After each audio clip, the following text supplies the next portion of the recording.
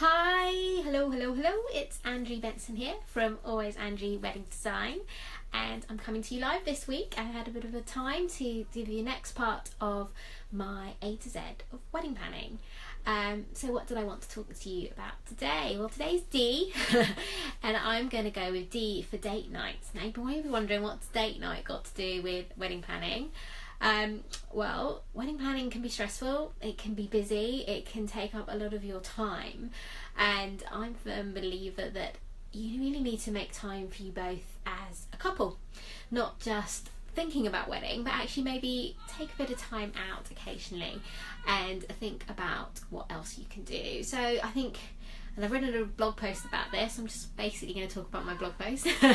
So I'm a firm believer in that you need to keep the romance alive while you're planning your wedding, because it can be stressful, it can be tricky, so you need to, right at the beginning, really kind of play to each other's strengths.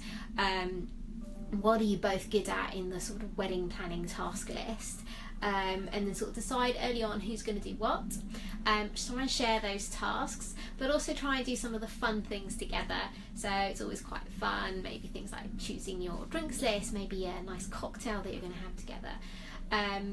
And think of like spending time talking about your ceremony and what you're going to do for your ceremony, and then planning the honeymoon. That's always lots of fun.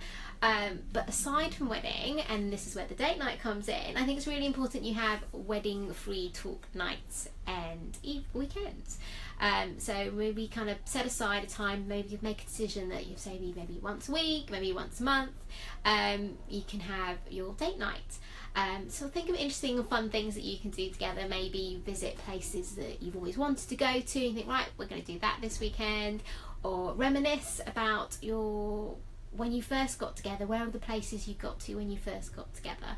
And lovely to go visit those maybe. There's lots of lovely things you could do together, and I just think it's really important when you're wedding planning to kind of give yourselves that sort of time off from it all. Have your sort of date night and do things together. So that's really kind of just what I wanted to say today.